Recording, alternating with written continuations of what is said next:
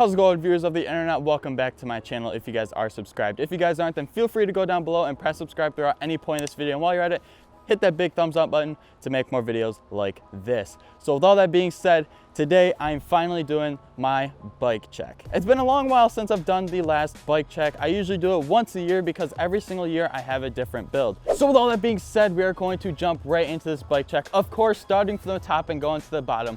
We have the ODI bar ends. I used to ride Shadow bar ends all the time. I used to swear to Shadow, but for some reason those broke and I rode the ODI ones for about a few weeks and they lasted an incredibly long time. I used to have the worst luck with them where they would break and then I have to hammer in the bar end to the bars and you know, all that nonsense. But for some reason, these ones that I have on my bike have been on there for like a month or two now, which is absolutely extraordinary. For the grips, I have S&M Holder grips. I've been running these grips for about a year. I love them to death. Absolutely love them to death. They're thick, they're awesome, they're soft, and they can stretch a mile, so it's easier for you to get that extra length for bar spins. For the bars, I have FBM 8 bars. They're 8.5 rise, and I think I cut them down to 28 wide, which are absolutely perfect for me. Although I am 6'1", 6 foot or 6'1". I'm a pretty tall guy. 8.5 inch rise bars aren't really the ideal bar rise, but I mean, they're the bars I have and I love them to death. I learned all my tricks on them, so I'm not gonna change it up.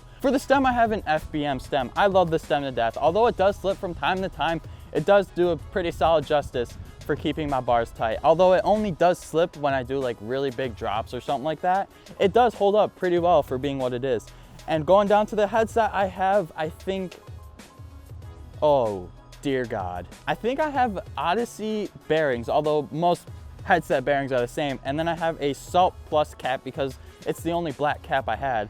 And then going down to the forks, I have Odyssey R32 forks. A lot of people swear by the R25s, but I love the R32s because it's in the middle of the park and street. For the tires, I have Demolition Momentum tires. I love these tires to death. Absolute death. The bead of these tires are really thin, which sucks if you run a higher PSI, kind of like I do. I run 80, 90, 70, in between that range.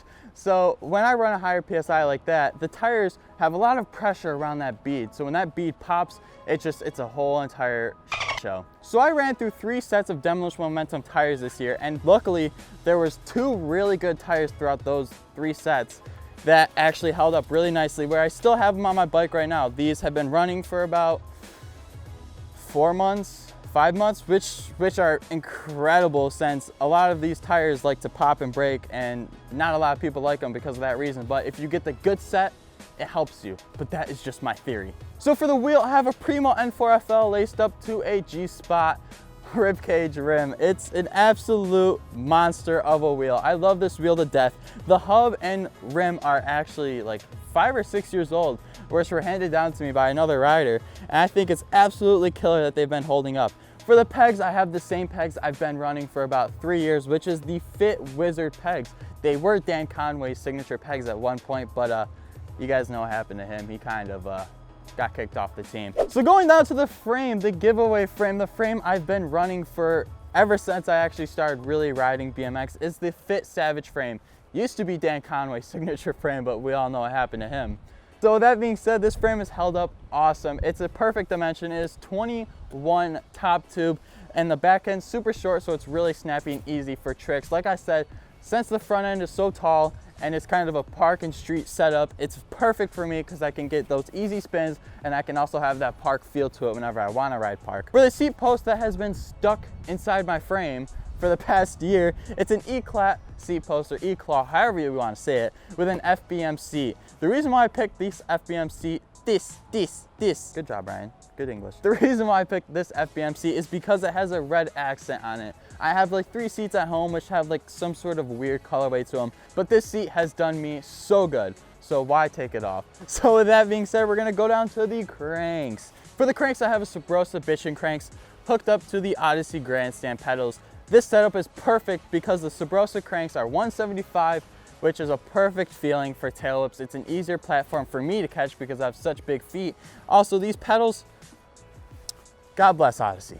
God bless them, because these pedals will literally hug your feet until they die. They're the perfect setup for me. I love these pedals to death. Although they do get loose from time to time, you just have to tighten them and re-grease them here and there, but that's because they don't have bearings. I have a Merit, I think, Pentagard sprocket with a KMC cool chain. I absolutely love this setup because not only does it protect my chain from the grinds and all that fun stuff like that, but it also has a super strong chain, so even if there was no guard sprocket, it would still hold up perfectly. But with that being said, we're gonna move down to the back wheel while it's starting to rain, and we're gonna hurry this up. I have the Shadow SDS Cassette Hub. This hub was handed to me by my friend Kevin, and it didn't have a driver or bearings or anything like that, so I had to buy it all from Dance Comp. Also, shout out Dance Comp, I know they went bankrupt, that sucks. But with that being said, this hub has done me so good. It's so old too, and it's laced up to the G-Spot roll cage rim. I know it's G-Sport, but I like saying G-Spot. It's right, somebody's getting killed, Jesus. It's laced up to the G-Spot roll cage rim, also with demolition momentum tire. This rain is coming down really hard right now. For the bottom bracket, I have a Sabrosa bottom bracket hooked up to the, I don't know what outer bearing shell it is, but with all that being said, I'm pretty sure that's my whole entire bike. So enjoy these clips and enjoy these RC shots. I'm gonna try getting on my bike before the rain actually kicks in. So one thing before I kick you guys off into the clips, I want you guys to go down below, give this video a big thumbs up. I only get to do these types of videos once a year, and I always love it. And if this video gets a certain amount of likes, let's say 1,500 likes. It's a stretch. I know it's a stretch. I know it's going to be almost impossible to get, but I will get a brand new bike late winter, early spring, and I'll do another bike check in a few months. So that being said, thank you guys for watching. Thank you guys for subscribing, because I already know you guys did. Also, don't forget to share with your friends, share with the homies, share with your dog, share with your cat, share with your friends, hot mom, share it with your Uncle Bethany. Uncle Bethany needs to know we're out here making videos every day, and I'll see you guys in the next one. Holy Jesus. Peace.